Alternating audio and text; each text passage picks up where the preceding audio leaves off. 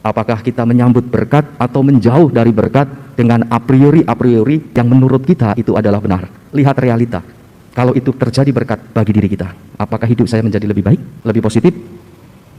Lihat dengan data, jangan berasumsi. Saya mendengar begini, apakah itu membantu saya? Hasilnya positifnya contohnya apa? Kalau pegawai istana, positifnya adalah dia percaya pada Yesus, dia mendekat pada Yesus dan dapat berkat dari Yesus, anaknya sembuh. Ada perubahan. Dari sakit menjadi sembuh, baik nggak? Baik. Dia datang kepada Yesus, dia percaya, itu positif semua. Itu data-data. Nah, dengan kalau kita mau melihat data-data diri kita, ada banyak informasi pengaruh ini. Bagaimana suara-suara yang kita dengar ini menjauhkan kita dari berkat, dari kebaikan, atau justru mendekatkan kita untuk menyambut berkat itu. Saudari-saudara, semoga tawaran renungan ini menjadi inspirasi hidup kita. Aku berharap padamu ya Tuhan, aku hendak bersorak dan bergirang atas kerahiman-Mu, sebab Engkau mengindahkan kehinaanku. Dalam nama Bapa dan Putera dan Roh Kudus, rahmat dan damai sejahtera dari Allah Bapa dan dari Tuhan kita Yesus Kristus bersamamu. Para ibu dan bapak, saudara-saudari yang terkasih, selamat pagi berkah dalam.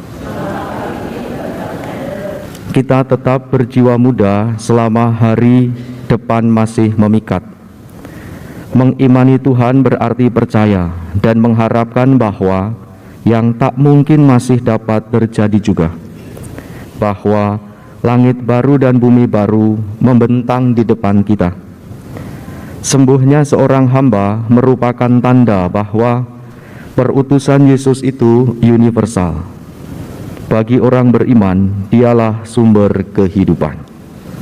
Kita awali ibadah pagi ini dengan menyadari, mengakui, dan menyesali keterbatasan kemanusiawian dan keberdosaan kita. Saudari-saudara yang terkasih, ada beberapa informasi yang kita dapatkan dari bacaan Injil. Beberapa itu salah satunya adalah jelas sekali Yesus berkeliling dari satu tempat ke tempat yang lain. Tempat-tempat itu Yesus berangkat dari Galilea Yesus berangkat dari Samaria pergi ke Galilea. Keluar dari Samaria masuk ke Galilea. Lalu kemudian ia ke Kapernaum juga. Dibaca saja. Ia ke Kapernaum juga. Lalu di Kana. Maka Yesus kembali lagi ke Kana di Galilea, di mana ia membuat air menjadi anggur. Coba kata-kata ini. Dan di Kapernaum ada seorang perwira istana yang anaknya sedang sakit. Nama-nama ini: Samaria, Galilea, lalu kemudian Kana, lalu kemudian Kapernaum. Jelas sekali informasi bahwa Yesus pergi dari satu tempat ke tempat lain berkeliling. Galilea itu dataran rendah atau pantai.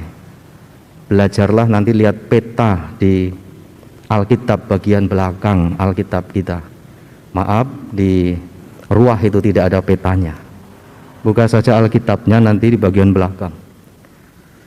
Nanti buka Israel, bukan perjanjian lamanya.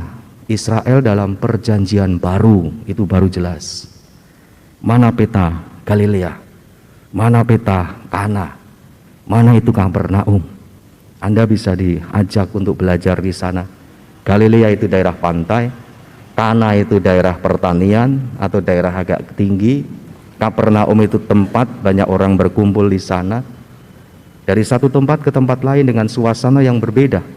Dataran rendah, dataran tinggi, tempat keramaian.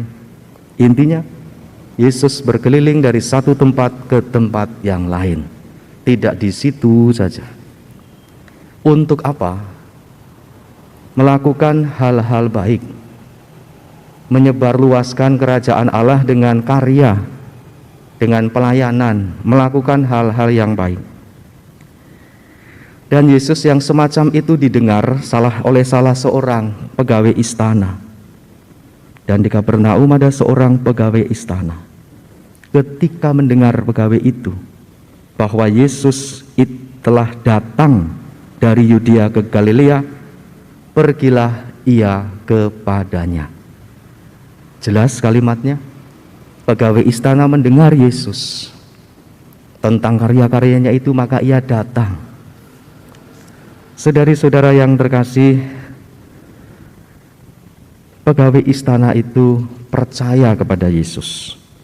Yesus tidak datang ke rumahnya sebagaimana ia harapkan. Tuhan, datanglah sebelum anakku mati. Kata Yesus kepadanya, pergilah, anakmu hidup. Kalimat berikutnya, orang itu percaya akan perkataan yang dikatakan Yesus kepadanya, lalu pergi.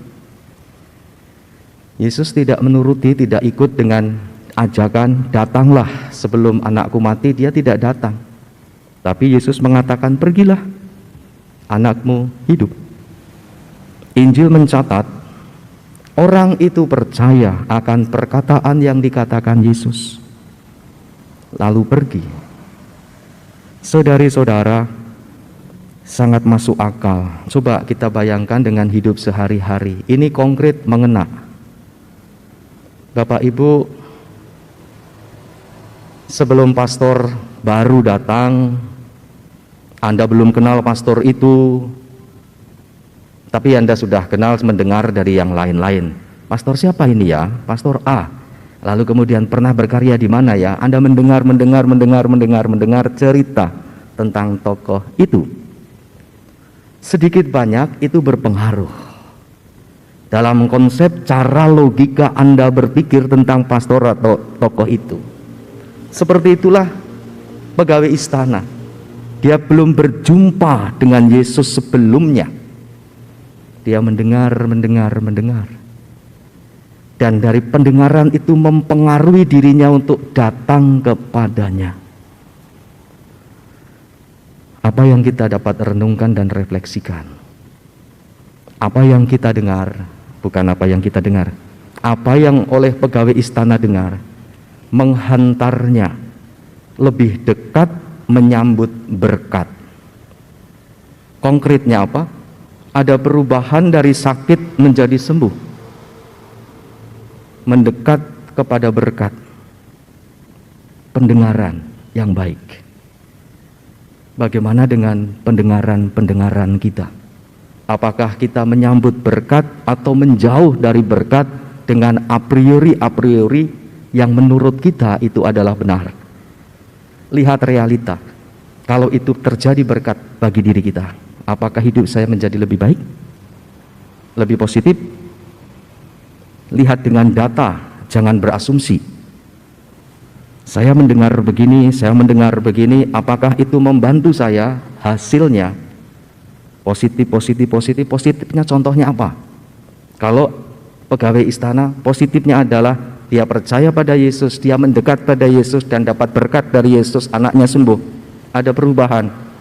Dari sakit menjadi sembuh, baik nggak? Baik.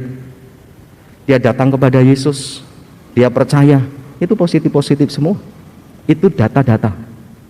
Nah, dengan kalau kita mau melihat data-data diri kita, ada banyak informasi pengaruh ini.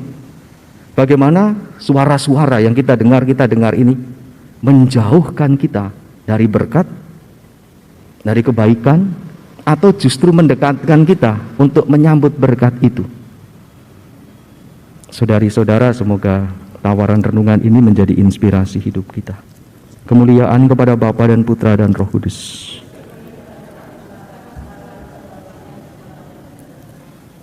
Marilah menyatakan misteri iman kita. Wafat-Mu Tuhan kami wartakan, kebangkitan-Mu kami muliakan, hingga Engkau datang. Tuhan bersabda, Roh-Ku akan kucurahkan dalam batin-Mu, supaya kamu hidup seturut perintah-Ku, dan mentaati serta melaksanakan titah-Ku. Tuhan bersamamu. Semoga kita semua diberkati oleh Allah yang Maha Kuasa, Bapa dan Putera dan Roh Kudus. Saudari-saudaraku, dengan demikian perayaan Ekaristi kita sudah selesai. Mari kita pergi, kita diutus. Terima kasih.